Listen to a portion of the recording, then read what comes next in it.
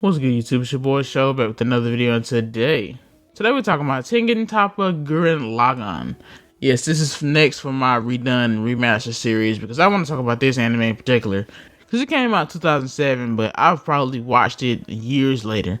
And I'm going to tell you about the story about how I originally gave up on this anime, but due to the urging of a very good friend, I decided to pick it back up and it became one of my favorite anime of all time.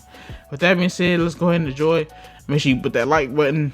Let me know some other content you want me to drop as far as like anime goes. Like if you want me to cover a certain anime from this series, or if you just want me to do something on a favorite anime of yours, just let me know down in the comments below and let's get started.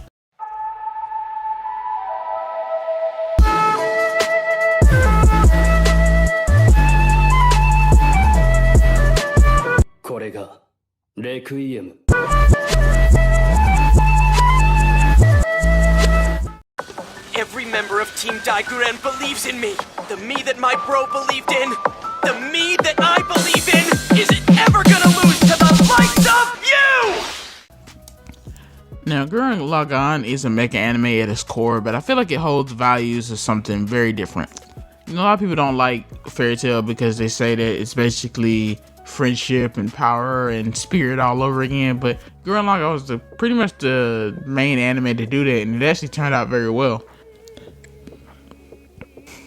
Gurren Lagann takes place in the future where Earth is ruled by the Spiral King, Lordgenome, who forces mankind to live in isolated subterranean villages. These villages have no contact with the surface at all. They even have no contact with the other villages. Certain villagers are called diggers, and they basically dig around in the underground to expand their homes. Your main character, Simon, is a young digger ostracized by his peers in Giha village. He finds solace in his best friend and older brother figure, Kamina.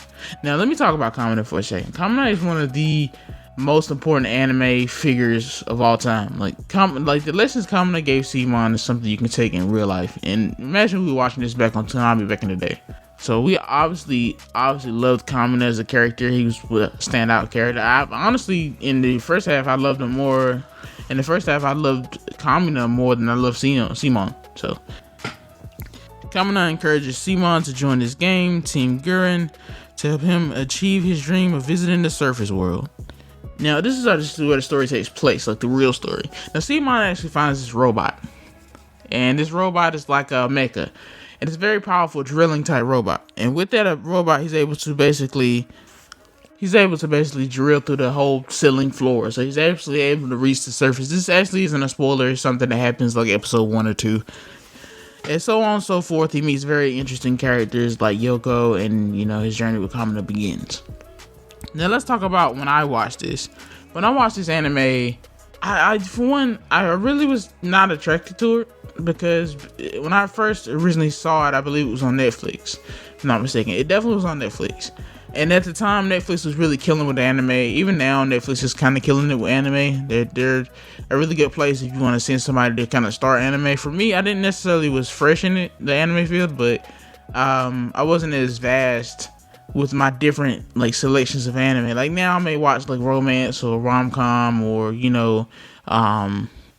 harem, isekai. I might watch a lot of different anime, and Mecha was definitely not one of them. Why did I already watch Code Geass, and I loved Code Geass? I just didn't feel like this anime would have had the same kind of feel. You know, they're very kind of technical, intelligent genius, which I've seen in Death Note and Code Geass. You know, anime is pretty much a form where some older adults like to express their opinion. As far as like anime that's not Pokemon and such, a lot of people like to hate on anime that relies on friendship and spirit and basically shouting your desires to the rooftops. So I had originally found this anime by myself. I decided to give it a try. You know, like I said, it wasn't really something I was really interested in, but you know how it is with Netflix and anime back in the day.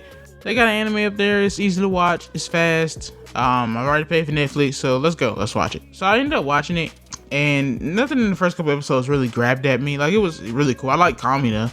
But mind you, I did not watch this like on Toonami. I watched this straight from Netflix. I do a lot of Toonami series in this actual playlist, but that's just coincidence. I want to talking about these specific animes first, but this one actually came from Netflix for me. I watched it, and there's a part in the first half, which I'll let you know when we go into spoiler country. There's a part in the first half that basically made me drop the entire anime. Yes, I dropped the entire anime just off this one part because for me, I just felt like it was so shocking in a way. Now, if you're watching this and you've gotten this far, then obviously you've seen the spoiler warning ahead, so we're going to talk about what happens in the first part of Gurren Lagann and quickly shifting into the end part of Gurren Lagann. So, if you guys are still here, Kamina dies. Basically, he dies, and it's super sad. It's super depressing. He was such an upbeat character. He had his own dreams and motivations, and when I watched this, it just devastated me because I was really trying to figure out, okay, where do we go from here?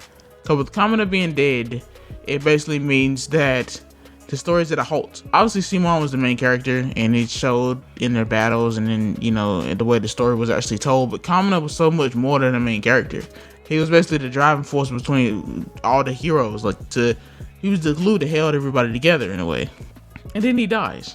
And this is what anime is.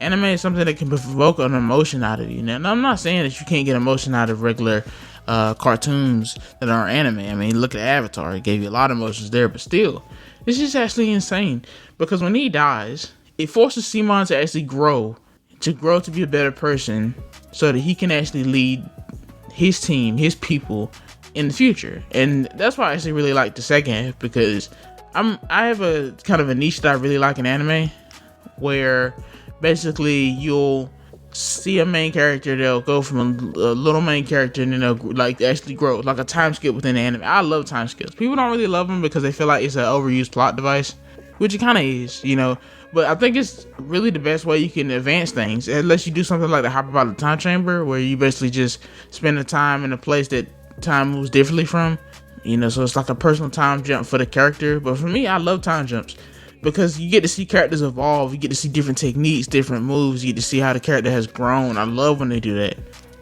So watching the second half of Gurren Lagann, and this is a minor spoiler, I'm not going to get into no details. I just wanted to blurt out the first spoiler because in general it's such a really big spoiler for somebody getting into anime. But for the second half of the anime, the characters grow up. They basically grow up and they basically live in their own little kingdom and stuff. And I'm not really going to get specific as far as what the second half entails, but even though it fell off a little bit because the first half was really, really great. In the first half was really, really great. The beginning of the first half, the second half was not that great to me. The ending is what really made it something spectacular.